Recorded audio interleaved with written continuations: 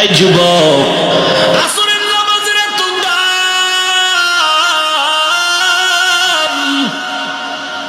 আমি প্রায় সময় ঘটনাটা বলি। ওই ভারতের জমিনে ওলিয়ে কামেল, যার নামে আজও দিল্লি শহরের মধ্যে দাঁড়িয়ে আছে কুতুব মিনার, ওই কুতুবউদ্দিন মুখতিয়ার কাকি রহমাতুল্লাহ আলাইহি জবরদস্ত একজন ওলিয়ে কামেল কুতুবুল আলম। ইন্তেকালের সময় খাদেমকে ডেকে বললেন, রে খাদেম, আমি আর বোধহয় বেশি দিন বাঁচবো না, মরণাপন্ন হয়ে যাচ্ছি। ইশারাতান কেমন যেন মনটা খারাপ লাগতেছে। বিদায় বেলা দুইটা ওসিয়ত করে যাই, করায় গন্ডায় পালন করবি। এক নম্বরে মরণের পরে জানাজা পড়ায় তাড়াতাড়ি দাফন করে দিবি, দেরি করবি না।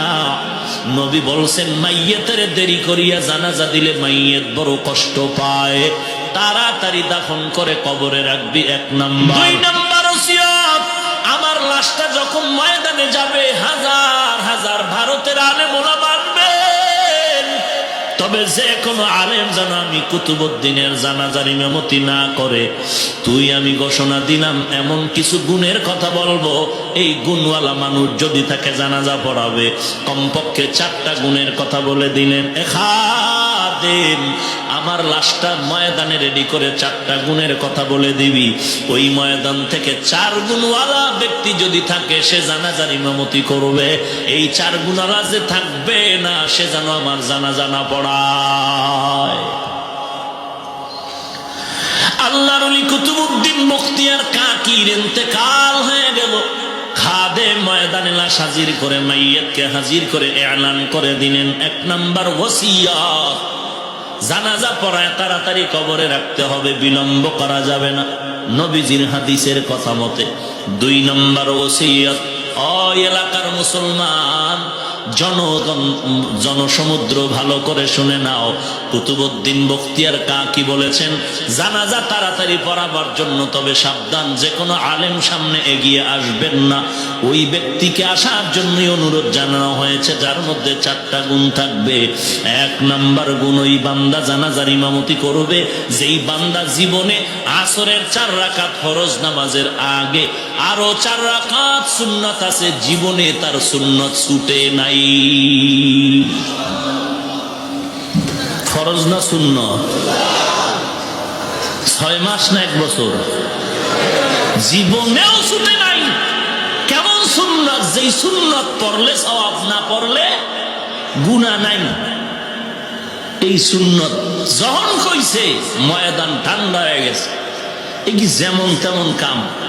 ফরজই ঠিক রাখা যায় না, জামাত ছুটে যায় যায়, হালাত সূর্য লাল হয়ে যায়। আবার সুন্নাত খাদেম চিল্লায় করে, আলেম ওলামার দল, আল্লাহর বান্দা। 2 নাম্বার গুণ, জীবনে বান্দা জবান দিয়া কোনোদিন মিথ্যা কথা বলে নাই, জীবনেও মিথ্যা কথা বলেন। ও হাজী সাহেব, মোবাইলের মাধ্যমে ঘরে থেকে বলো, তোমা আমি এখন ঘরে নাই, বহু দূরে। কত মিথ্যা কথা বলে বলে গুনাহ কামাই করতেছো। কিয়ামতের ময়দানে দেখবা, ওয়াইল নামক জাহান্নাম তোমাকে ডাকবে। ওয়াইলু ইয়াউমা ইযিল লিল মুকাজ্জিবিন, ওয়াইলু ইয়াউমা ইযিল লিল মুকাজ্জিবিন। قال النبي صلى الله عليه وآله وسلم আলা, সাবধান হে উম্মতের দল, ইয়াকুম ওয়াল কিযব, ফাইন্নাল কিযবা ইয়াহদি ইলাল ফুজুর, ওয়া ইন্নাল ফুজুরা ইয়াহদি ইলান নার। এই উম্মতেরা সাবধান, মিথ্যা কথা বলবা না। মিথ্যা তোমাকে ধ্বংসের পথে নিয়ে যাবে। ধ্বংসের পথ মানে জাহান্নামের পথ। ওয়াইল নামক জাহান্নাম মিথ্যাবাদীর জন্য। খাদেম বলে 2 নাম্বার গুণ, জীবনে মিথ্যা কথা বলে নাই। 3 নাম্বার, জীবনে কোনোদিন 2 চোখ দিয়া বেগানার দিকে নজর করে নাই।